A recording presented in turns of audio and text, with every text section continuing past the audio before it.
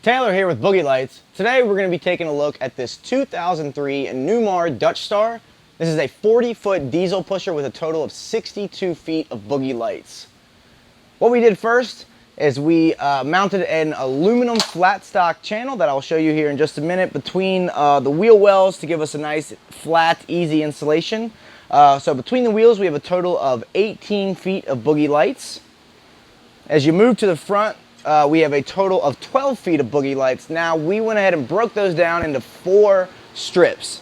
2 of those strips are running horizontal underneath, and 2 of those strips are running vertical. We were able to find pretty much wherever you can find a flat surface up there is a good spot to mount it on. These Newmar Dutchstars, they're all very similar in that they have those 4 spots to mount those strips to. And as I mentioned earlier, everything is mounted to an aluminum flat stock channel that looks just like this. They come in 12-foot pieces. We usually drill a hole about every 2 feet or so, and then we use some 3/4 inch self-tapping screws. So we will mount that up first to any surface that you have underneath there. It allows you to mount your lights to where there's not an even surface. You can use this to go over, other screws or bumps, corrosion, especially on these older models. You get a lot of corrosion and rust. So by mounting this channel first, it allows you, it gives you a much easier installation when it comes to mounting your lights. And as well as the lights will potentially stay on longer if you have an older model. Like if you mount those lights to that rust, there is a chance that it will come off. So by mounting it to these flat stocks, they will be on there much longer. You'll notice that both sides of the RV are operating independently right now. That is because we are using our dual zone controller. It has the capacity to operate 10 16-foot rolls, 5 on each zone.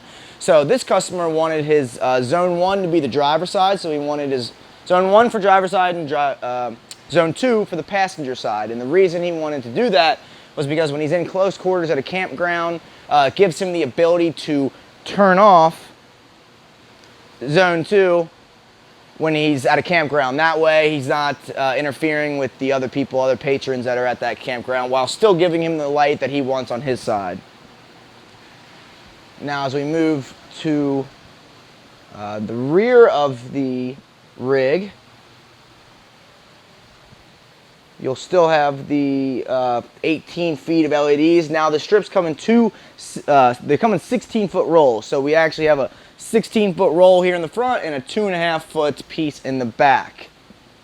Also, an important note here is that the batteries were in the rear of this rig, so it made running all those power leads back kind of tricky. Since each one of Boogey lights do have their own individual power lead, what we did in this case is we ran 2 umbilical cords all the way from the battery to the front. And we made our connections for the front 6 strips right there underneath, which we will go take a look at here shortly. We'll take you down into the Boogey pit and show you how we made those connections.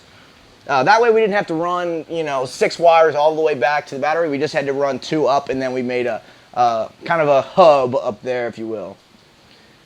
And now if you move to the rear here, we have a total of 12 feet, 6 feet on both sides, also mounted to the aluminum flat stock.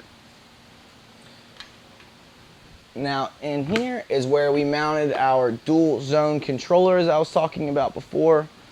It is up in the top right there, you'll notice. So it has wires coming out of both sides. The left side is zone 1 and the right side is zone 2. So that's just operated off of 12 volts. And then we ran all our power lead strips into here and connected them right there. This module is operated by a wireless handheld RF remote. It looks something like this. You'll see the different zones. You can either operate all zones by pressing the all zones button, or you can operate zone 1 or operate zone 2 independently there. This also works with our Bluetooth app as well. It also comes with a long range, an extended range antenna, which gives you up to 100 feet of distance away to operate your lights. So we'll go ahead now and we'll step down into the Boogey pit and take a look. So now we're going to take a look. I was going to run you through kind of how we did our wiring down here, as well as how we mounted the lights. It's probably hard to see, but we did mount all of these to that aluminum flat stock. There's a total of 18.5 feet of aluminum flat stock as well as LEDs there.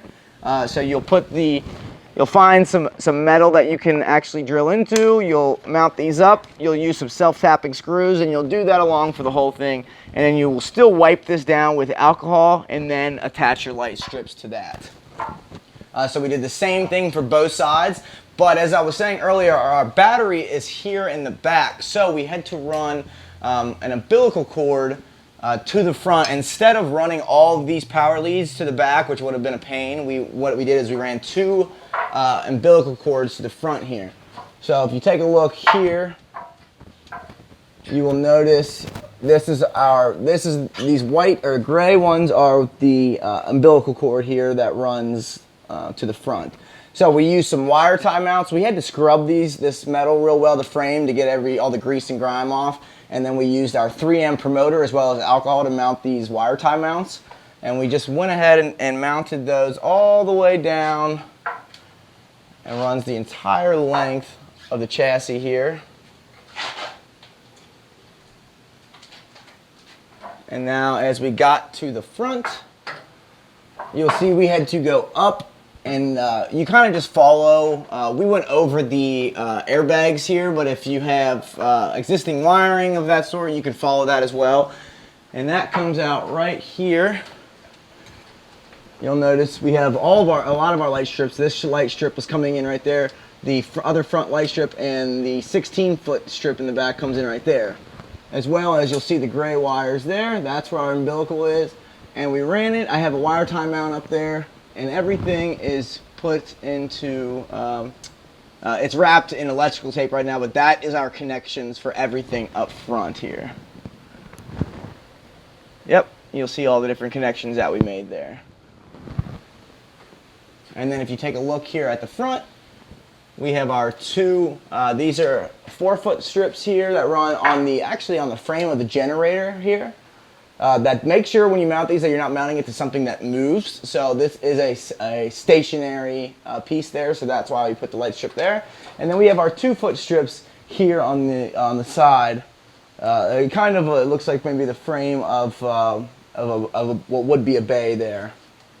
And we did the exact same thing on the other side. Luckily, we were able to mirror these 2 setups, and you will see the wiring here for this. We did wrap. We like to wrap a lot of our power leads in a wire loom. It keeps them a lot cleaner and just better off with, especially right here, you're going to get a lot of water and heat and road debris and stuff, so it just protects that wire a little more. Same thing with this one here. And then we did the same thing on the other side. We have our 2-foot strip there. Wiring comes up, and we were actually able to go through this piping. You'll find that on a lot of these rigs. They have the hollow pipes there. So we were able to run that wire right through there, and it comes out right here. And then the same thing for this top one. You'll notice is also wrapped in wire loom. So that is pretty much the entire wiring as well as placement of our lights here in the front of the rig. So yeah, everything that you see here was done in-house at Florence, Kentucky at Boogey Lights. Give us a call and we'll get you lit up today.